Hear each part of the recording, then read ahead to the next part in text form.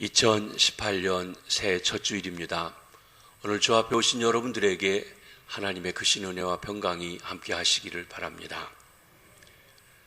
예수님께서 그를 믿고 따르는 제자들에게 너희는 세상의 소금이라, 너희는 세상의 빛이라 말씀하고 계십니다.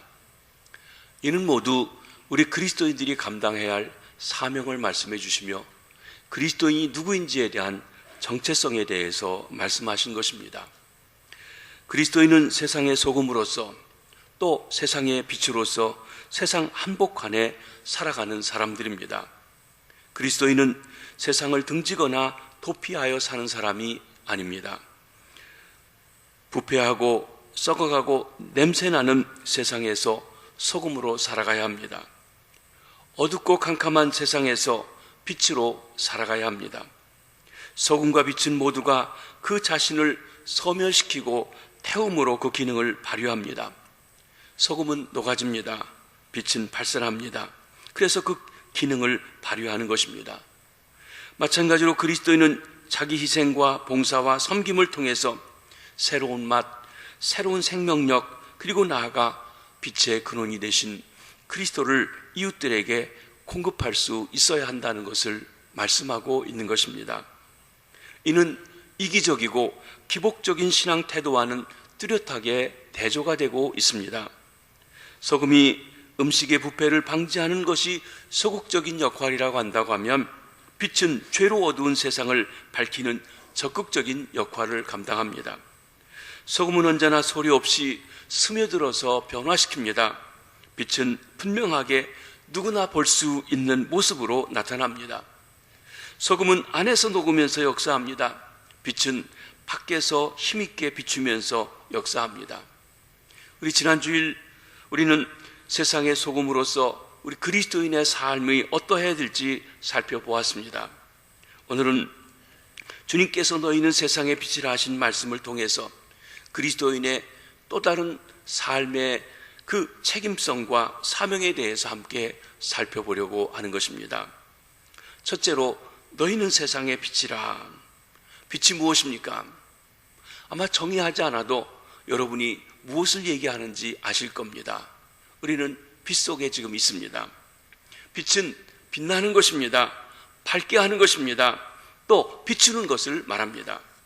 우리는 빛하면 먼저 햇빛을 생각합니다. 그러나 빛 자체는 햇빛과 동일하지 않습니다. 달빛, 별빛도 빛의 일종입니다. 인류 문명이 발전에 가장 큰 기여한 발명품 중에 하나는 전기불입니다. 사실 전기가 오늘날같이 환히 밝히는 것이 그리 오래되지 않았습니다. 제 기억에 저희 어렸을 적에도 전기불이 들어오긴 했지만 밤에는 들어갔다 나왔다 했고, 또 시골에 가면 호롱불을 켜고, 그리고 심지어는 등잔을 켜서 불을 켜던 때가 그리 멀지 않았던 시절이었던 것을 봅니다. 인류는 전기불의 발명으로 밤을 밝혀서 살게 되었습니다. 창세기 1장 3장에 보면 빛은 하나님이 가장 처음으로 선하게 창조하신 작품입니다. 태양과 달과 빛, 별은 넷째 날에 창조되었습니다. 그러나 태양이 있기 전에도 빛이 창조되었습니다. 계시록에 보면 해와 달과 별이 없는데도 빛의 근원 되신 하나님으로 말미암아 온 성이 밝고 밤이 없다고 말씀하고도 있습니다. 요한일서 1장 5절에 보면 하나님은 빛이시라 그에게 어둠이 조금도 없다고 하는 말씀이 있습니다. 하나님 빛이라고 묘사하고 있습니다. 하나님은 외계를 비추는 빛이 아니라 우리 심령 깊은 속을 낱낱이 비추는 광명한 빛이십니다. 하나님은 빛의 원천이며 빛의 창조자이십니다. 간헐적으로 나타나던 하나님의 빛은 이제 그의 독생자 예수 그리스도 우리 주님 안에서 항구적으로 임재하여 우리 속에 오시게 되었습니다. 요한복음 1장 9절 말씀을 한번 보십니다. 시작. 참빛 곧 세상에 와서 각 사람에게 비추는 빛이 있었나니. 그분이 말씀이 육신이 되신 우리 주님 예수 그리스도이십니다. 예수님께서 말씀하십니다. 요한복음 8장 12절 주님의 말씀을 한번 직접 들어보십니다. 시작. 예수께서 또 말씀하여 이르시되 나는 세상의 빛이니 나를 따르는 자는 어둠에 다니지 아니하고 생명의 빛을 얻으리라. 빛 대신 예수님을 믿고 빛으로 오신 예수 그리스도를 영접한 자들은 빛이라고 했습니다. 그러기에 예수님께서 그의 제자들에게 말씀하십니다. 너희는 세상의 빛이라. 우리가 예수님 앞에 나온 것, 빛 앞에 나온 것입니다. 우리가 예수를 믿고 구원받은 것, 어둠에서 빛으로 옮겨진 것입니다. 성경에는 빛과 어둠의 대조가 극렬하게 나타나고 있습니다. 빛, 어둠, 생명과 죽음, 공의와 악함, 지혜로움과 어리석음, 하나님의 구원, 하나님의 심판, 사탄과 하나님과 사탄, 이렇게 빛과 어둠을 상징하면서 하나님께 속한 것은 빛으로 묘사했고 하나님을 대적하는 사탄, 악의 세력들은 어둠의 일이라고 말하고 있는 것입니다. 그러면 세상의 빛은 무엇을 의미합니까? 예수님께서 나는 세상의 빛이라 선언하십니다. 뿐만 아닙니다. 그를 믿고 의지하고 따르는 제자들도 세상의 빛이라고 하신 것입니다. 여기 예수님은 세상의 본질이 무엇인지를 암시적으로 말해주고 계십니다. 즉 이 세상은 캄캄합니다. 절망적이고 죽음의 세상이므로 빛이 필요한 곳이라고 하는 것입니다. 실제로 이 세상을 보면 공중권세 잡은 사탄이 세상의 임금들을 조종하고 있습니다. 뿐만 아닙니다. 무신론적인 물질주의자들이나 과학주의자들이 지배하고 있습니다. 분명한 것은 타락한 세상은 천국이 아니라는 것입니다. 빛이 필요한 것입니다. 소금이 필요한 것입니다. 그리스도인은 어두운 세상 속에서 빛으로 존재해야 합니다. 이는 그리스도인은 세상 밖에서 세상을 도피해서 사는 사람이 아니란 말씀이기도 합니다. 그리스도인은 부패한 세상 속에 소금이 되듯이 어두운 세상에서는 어둠을 몰아내는 빛으로 살아가는 것입니다. 예수님께서 너희는 세상의 빛이라 말씀하시므로 우리가 살아가야 할 위치가 어딘지, 우리의 사명이 무엇인지를 말씀해주고 계신 것입니다. 산 위의 동네가 숨기지 못할 것이다. 빛의 고유하고 독특한 역할은 어둠을 드러내는 것입니다. 빛이 없을 때는 어둠이 어둠인 줄 잘 알지 못합니다. 그러나 깜깜한 밤에 불이 켜졌을 때 드디어 어둠 속에 있다는 사실을 깨닫게 됩니다. 죄는 죄에 대해서 부지합니다. 여러분, 우리가 주님 앞에 나오기 전 죄 가운데 있을 때 죄인 줄 모르고 아주 당당하게 떳떳하게 그렇게 살았습니다. 근데 예수님 앞에 나오고 보니까, 빛 앞에 오고 보니까 과거에 우리가 있었던 것, 내가 그렇게도 당당했던 일들이 부끄러운 일이고 죄된 일이고 어둠의 일이라는 것을 그때 가서야 깨닫게 된다는 것입니다. 그렇습니다. 빛 대신 예수 그리스도가 나의 삶에 들어오기까지 내가 어둠에 살았다는 사실조차도 모르고 삽니다. 그러나 예수님이, 빛 대신 주님이 내 생에 들어오시면 그동안 나의 삶이 얼마나 절망적이었고 허무와 죽음 속에 있었고 잘못된 삶이었는지를 그때서 알게 되는 것입니다. 이것이 바로 빛이며 빛의 역할입니다. 예수님께서는 세상의 빛으로 오셔서 모든 어둠을 노출시키시고 몰아내셨습니다. 그리고 어둠의 본체인 사탄의 정체를 드러내 보여주신 것입니다. 숨긴 것들을 드러내십니다. 요한복음 8장 12절 말씀을 다시 한번 보시도록 하겠습니다. 시작. 예수께서 또 말씀하여 이르시되 나는 세상의 빛이니 나를 따르는 자는 어둠에 다니지 아니하고 생명의 빛을 얻으리라. 이 세상은 두 부류의 사람이 있습니다. 어둠을 따르는 사람과 빛을 따르는 사람. 예수를 믿고 빛 대신 예수를 믿고 따르는 사람은 더 이상 어둠에 다니지 아니하고 빛의 자녀로 살아간다고 하신 것입니다. 여기 우리는 그리스도인의 참된 역할을 깨닫게 됩니다. 그것은 세상의 어둠을 노출시키는 역할입니다. 그리스도인은 어둠과 함께 동참하는 사람이 아니라 어둠을 분명하게 노출시키는 사람입니다. 이와 같이 그리스도인은 세상의 한복판에 살면서 세상 사람들과 다르게 생각하고 다르게 말하고 다르게 행동하는 생활 양식을 가진 사람입니다. 그러므로 여기서 갈등과 고통, 때로는 어려움에 직면할 수 있습니다. 그렇다고 누구를 정죄하거나 비판하거나 고발하지도 않습니다. 그러나 그 사람의 생활이 빛이기 때문에 어둠과 비교되고 거짓과 죄악들이 자연스럽게 드러날 수밖에 없는 것입니다. 빛 때문에 어둠이 충격을 받게 되는 것입니다.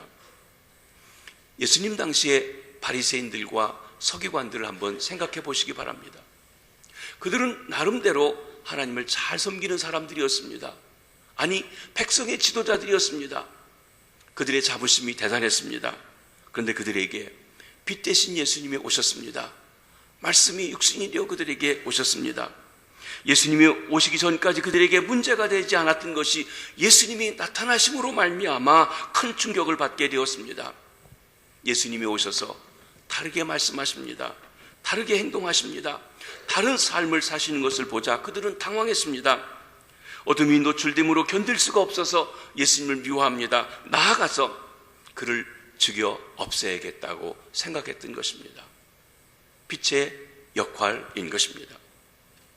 두 번째 빛은 생명의 원천입니다. 그러면 이 빛은 과연 어디서 오는 것일까요? 요한복음 1장 4절에 보면 명백한 해답을 우리에게 주고 있습니다. 한번 보시겠습니다. 시작. 그 안에 생명이 있었으니 이 생명은 사람들의 빛이라. 태초에 말씀이 계셨습니다. 그 말씀이 하나님이십니다. 그 말씀 안에 생명이 있었습니다. 그 생명이 사람들의 빛으로 오셨다고 하신 것입니다.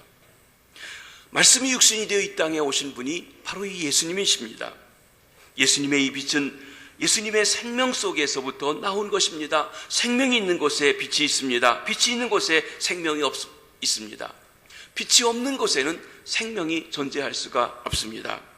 그러기에 빛의 양이 적어지는 겨울에는 생명이 움츠러듭니다. 적은 양의 빛에 적응할 수 있도록 생명력을 다 줄이고 살아간 것입니다. 그것이 나뭇잎을 떨구고 또 사람들이 나뭇잎을 잘라주면서 그래서 겨울을 날 수 있도록 적은 빛에 적응할 수 있도록 도와주는 것입니다. 생명은 하나의 성장을 의미합니다. 빛은 살아있는 것에는 더 자라게 하고 열매를 맺게 합니다. 그러나 죽은 것에는 햇빛이 쬐일수록 더 마르게 됩니다.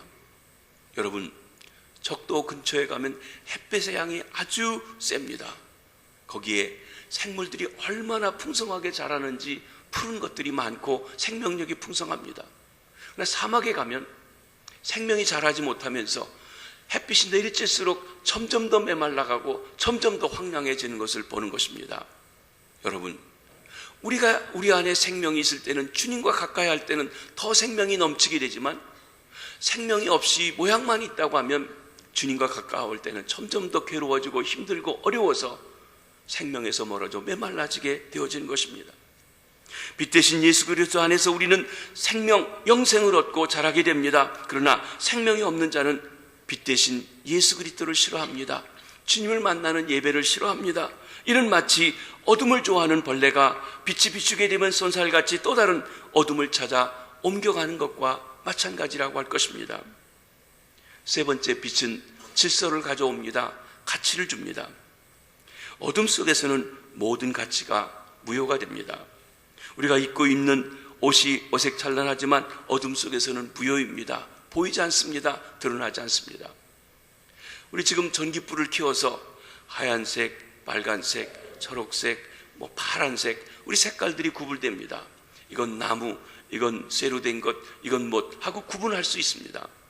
근데 만약 불을 다 꺼보시면요, 깜깜한 어둠이라면 색깔도 보이지 않습니다.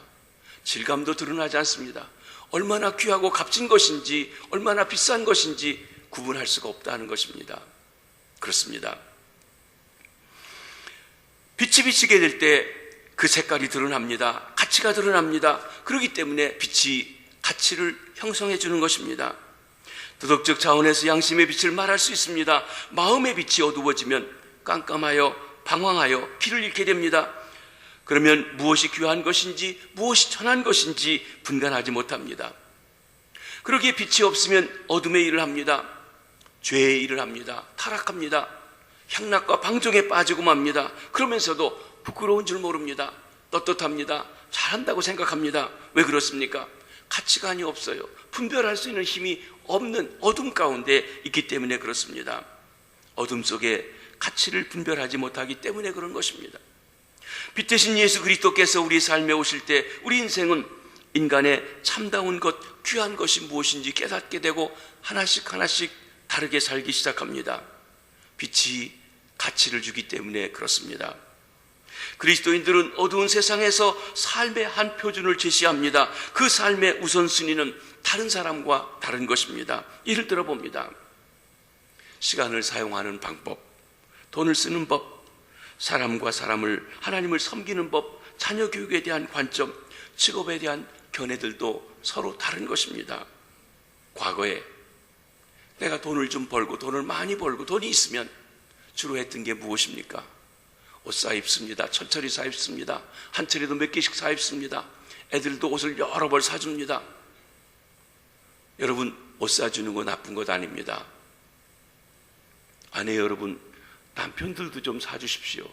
남편 여러분, 아내들도 좀 사주시고 같이 입으십시오. 혼자만 사입지 마시고. 또 좋은 차도 삽니다. 여러분, 장거리 여행하시고 위험한 운전하시는 분은 차를 좀 좋은 거 사십시오. 차 사고가 나도 부서지지 않도록 말이죠. 또 사고가 나도 다치지 않도록. 그건 사치가 아닙니다. 필요한 필수품일 수 있습니다. 집도 좋은 집 사셔도 됩니다. 그런데 그런 것에만 관심하고 있다면 세상 사람과 다를 바고 어둠에 서는 사람과 다를 바가 없다는 것입니다. 주의 빛이 비추게 되면, 예수 그리스도를 만나게 되면 달라집니다. 생명을 살리기 위해서 전도비를 보냅니다. 선교비를 보냅니다. 나는 못 써도 선교하는 일에 보내려고 합니다. 그러니까 장학헌금도 보내고 선교비도 보내고 선교하는 선교사님들에게 대해서 관심하고 내가 어떻게 그곳에 교회를 져줄 수 없을까, 예배당을 져줄 수 없을까 생각하기도 하는 것입니다. 다시 말하면 영원한 가치, 영원한 일에 대해서 좀 더 관심하는 일을 하게 된다는 것입니다. 여러분은 여러분 자신이 호의호식하고 살아가는 것에 관심하십니까? 하나님의 일, 하나님의 역사를 위해서 내가 드리는 일에 관심하고 있으십니까?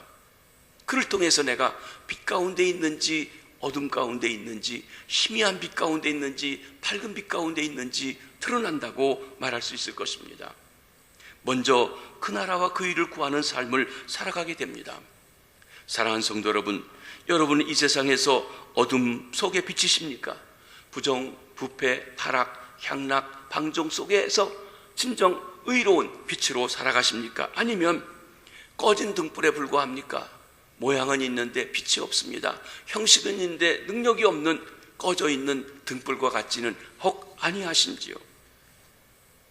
그 두 번째로 너희 빛이 사람 앞에 비치게 하라고 말씀하십니다. 15절 말씀을 보십니다. 시작. 사람이 등불을 켜서 말 아래에 두지 아니하고 등경 위에 두나니 이러므로 집안 모든 사람에게 비치느니라. 불을 켜서 등경 위에 둡니다. 사람이 등불을 켜서 말 아래 두지 않습니다. 여기 말은 곡식량을 재는 나무 그릇을 말합니다. 통 속에 밑에 넣지 않는다는 것입니다. 등불을 켜서 말 위에 두고 가능한 한 모든 사람이 볼 수 있도록 높은 곳에 올려놓습니다. 여러분, 어렸을 적에 시골에 가면 등잔불을 켜가지고 높이 올려놓습니다. 밑에 두지 않는다는 것이에요. 보다 많은 사람을 밝게 하려는 것입니다. 말 속에 넣어두면 그 안은 밝아지겠지만 공기도 차단되고 그래서 금방 꺼지고 맙니다. 말은 빛을 차단하며 비치지 못하게 합니다. 사람들은 등불을 켜서 등경 위에 둡니다. 등경은 등불 받침대입니다. 등경은 빛을 멀리 비치게 하는 역할을 합니다. 오늘 우리로 얘기하면 등불을 이 밑에다 달지 않고 저 지붕에 다는 이유가 무엇입니까? 전체를 다 밝히 비추게 하기 위해서 높이 달아놨다고 이야기한 것입니다.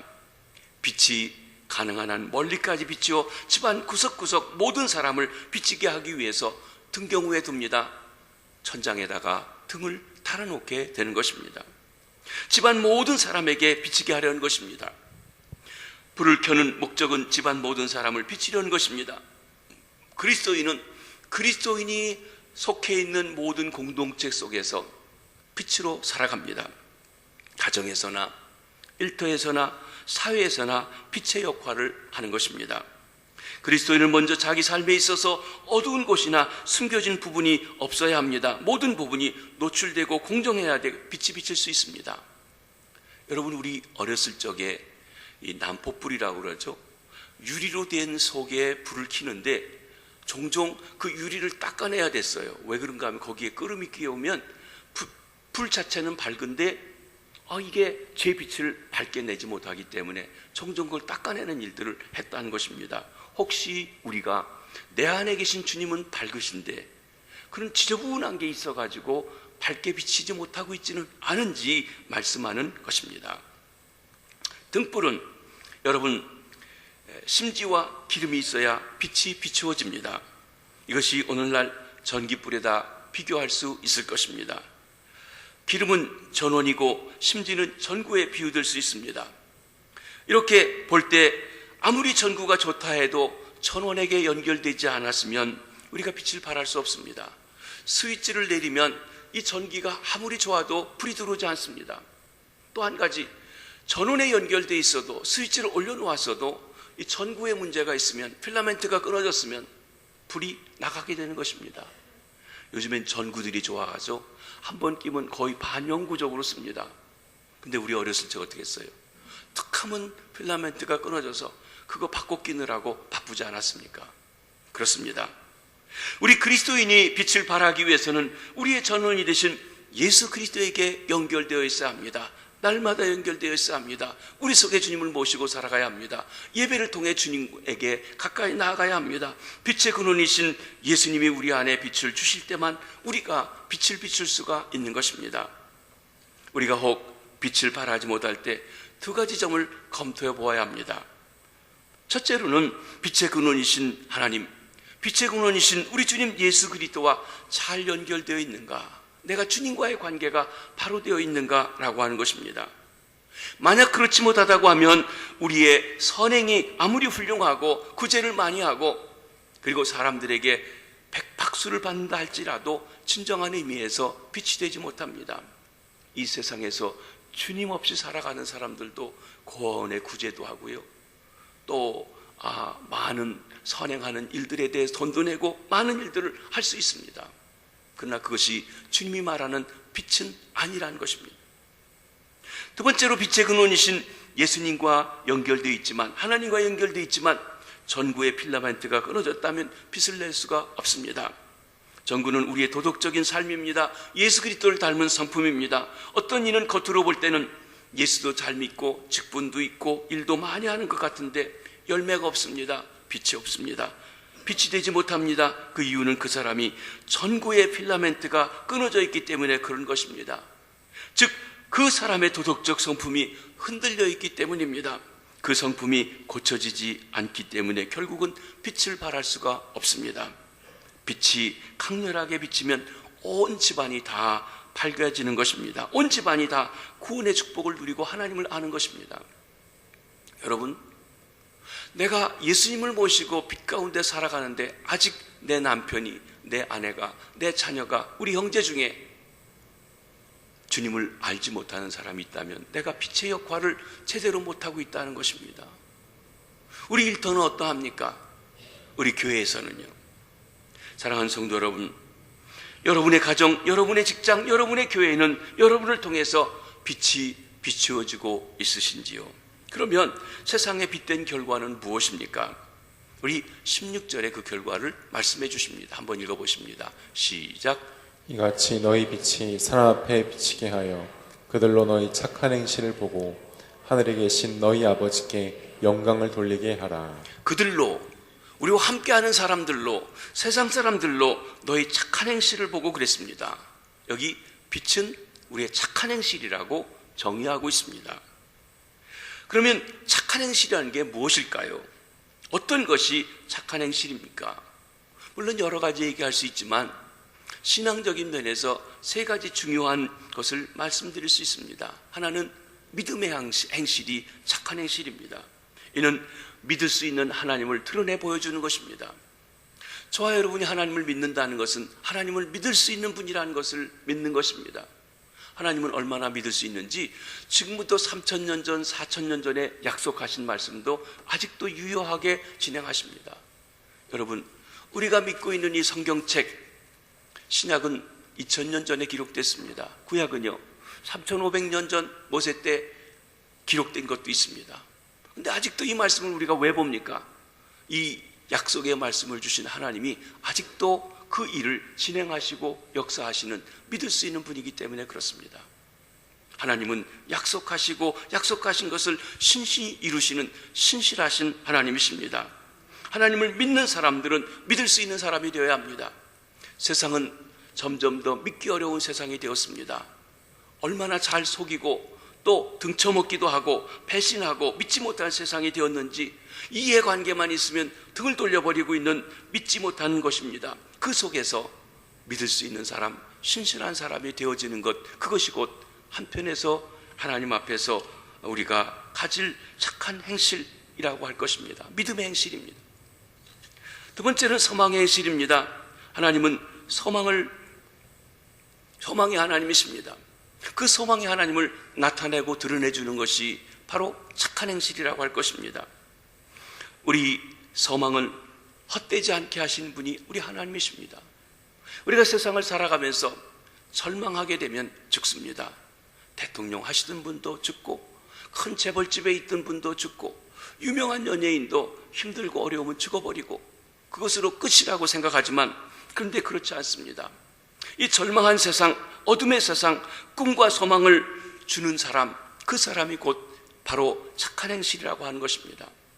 우리가 자녀들에게 이렇게 살아야 된다, 저렇게 살아야 된다 많은 얘기를 합니다. 근데 사실은 우리가 그들에게 진정하게 바로 잘 이끌어가지 못합니다.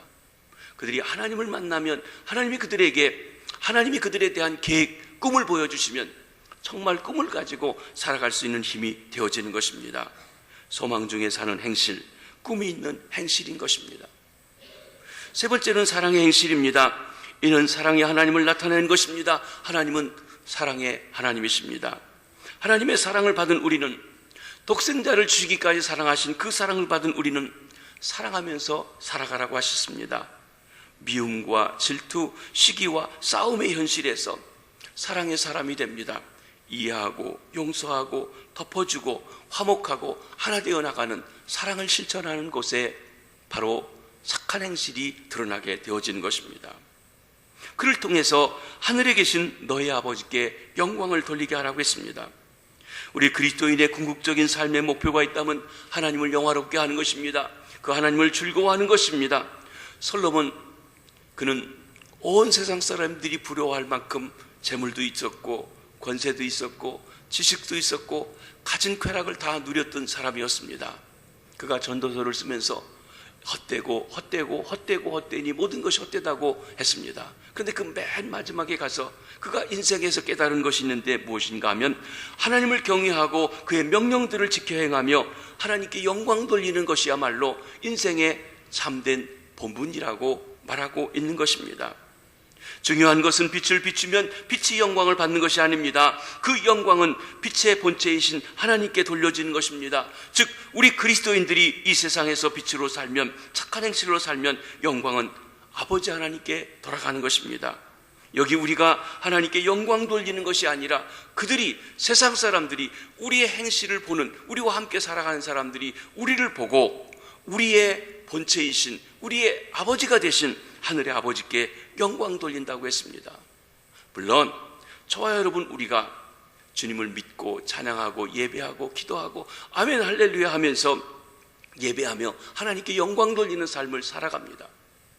그런데 그 내가 예배하며 예배드리는 것이 삶으로 옮겨져서 세상 사람들이 우리의 행실을 보고 하나님께 영광 돌리게 하라는 것이 오늘 본문의 말씀인 것입니다. 교회에서 손들어 영광 돌리고 박수쳐 영광 돌리고 이건 쉽습니다. 그런데 삶을 살아갈 때 내가 무엇을 말하느냐가 아니라 내가 어떻게 살아갔느냐고 하는 것을 옆에 사람들이 보고 저 사람 정말 예수쟁이다, 저 사람 믿는 하나님 나도 믿으면 좋겠다 하고 그 행실로 빛을 비추고 행실로 하늘의 아버지께 영광 돌리는 삶을 살라고 하는 것입니다. 내가 예수 그리스도를 믿고 하나님의 자녀가 되었다면 하나님 자녀답게 살아야 합니다. 하나님 자녀답게 산다는 것을 오늘 본문은 빛으로 산다고 말씀하셨습니다. 내가 빛이 내게 있다고 하면 빛은 자연스럽게 비춰진다고 했습니다. 우리가 행실이 바르지 못하면, 즉 빛이 되지 못하면 하늘에 계신 우리 아버지께서 모욕을 당하십니다. 우리 로마서 2장 24절 말씀을 한번 보십니다. 시작.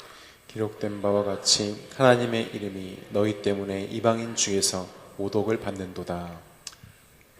이 말씀은 바울 사도가 로마서에서 당시 유대인들 중에서, 이스라엘 백성들 중에서, 소위 하나님의 백성들 중에서 그 백성들 때문에 하나님의 이름이 모욕당하는 것을 얘기하셨는데, 그를 위해서 그는 구약 성경 예레미야서를 인용하고 있습니다. 구약에 보면 하나님의 백성 이스라엘 때문에 그들이 포로 잡혀가고 그들이 하나님을 잘못 믿음으로 하나님에게 오히려 모욕당하고 있다는 것입니다. 오늘날 우리 그리스도인들에게 똑같은 말씀이기도 합니다. 나는 은혜받아 하나님의 백성이다. 나는 목사요, 장로요, 권사요, 안수집사다. 나는 몇 대째 믿고 있다 말하고 있지만, 그런 우리들의 잘못된 어둠의 행실 때문에 세상 사람들이 예수 믿는 게 뭐 그래, 너나 잘 믿으세요, 이렇게 얘기하고 욕한다고 하면 그 욕이 하나님 앞에 모독을 돌리는 것이 되고 만다고 하는 것입니다. 말씀을 정리합니다. 우리 주님 예수 그리스도께서는 그를 믿고 따르는 제자들에게 말씀하십니다. 너희는 세상의 소금이라. 너희는 세상의 빛이라. 소금과 빛은 그리스도인의 내적인 성품을 말씀해 줍니다. 세상은 기적 때문에 변하지 않습니다. 교회가 기적과 이적과 표적을 행하면 사람들이 몰려들 수는 있습니다. 구름대같이 몰려들기도 합니다. 그런데 그것만 보고는 변하지 않습니다. 심지어 예수님께서 병자를 고쳐주고 버리떡 5개 물고기로 5,000명을 먹이고 바다 위를 걸으셔도 그것으로 와는 했지만 그들의 삶이 변화되지 않았습니다. 그리스도인이 참 그리스도를 닮은 성품을 가지고 존재할 때, 성결한 삶을 살아갈 때 부패가 막아지고 맛이 우러나며 어둠이 밝아지고 그리고 가치가 형성되며 생명이 풍성해지는 것입니다. 세상의 소금으로, 세상의 빛으로 주님께 큰 영광 돌리시는 저와 여러분, 새해를 맞이하는 우리 교회 되기를 주의 이름으로 부탁합니다. 기도하겠습니다.